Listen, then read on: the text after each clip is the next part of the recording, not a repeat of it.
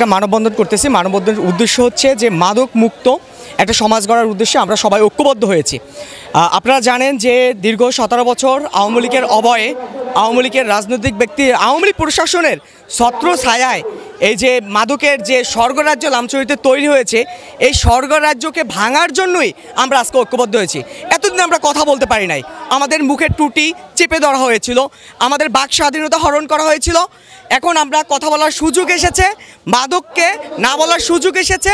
আপনারা জানেন আমরা বিগত দিনগুলো দেখেছি যে এখান থেকে ধরে নিয়ে গেছে মাদক সহ, তারপরে আবার সাইডে দেওয়া হয়েছে।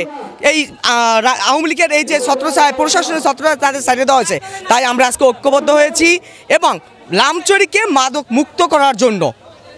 আওয়ামী লীগের দোসর এবং তারা এই মাদকের উৎপাদন বা উপার্জন ওই শেখ হাসিনারে প্রণয়ন করে। এই বিষয়ে আমরা এই জনগণের সাথে একাত্রতা ঘোষণা করছি। আমরা এইখান থেকে আওয়ামী লীগের দোসর মাদক ব্যবসা কইরা সেই টাকা হাসিনারে পাঠাবে, সেটা আমরা করতে দেব না, দেব না, দেব না। এলাকা মাদক মুক্ত হোক, যাহাতে এলাকার অল্প বয়সী পোলাপান এই মাদক না বেচে বা না খায়।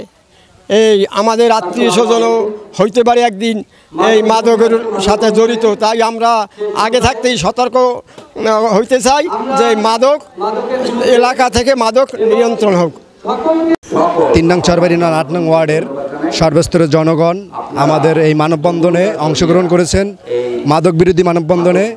এবং এই মাদক বিরোধী মানববন্ধনে আমি শুধু একটা কথাই বলতে চাই, যারা এই মাদকের ব্যবসা করতেছেন তারা ফ্যাসিস্ট হাসিনার লোক, তারা ফ্যাসিস্ট হাসিনার লোক, তারা ফ্যাসিস্ট হাসিনার লোক।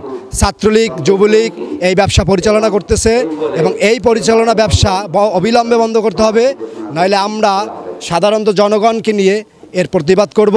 এই সমাজ থেকে মাদক নির্মূল চাই, একদিন 2 দিনের জন্য না, আমরা সারা জীবনের জন্য এই এলাকা থেকে মাদক নির্মূল চাই।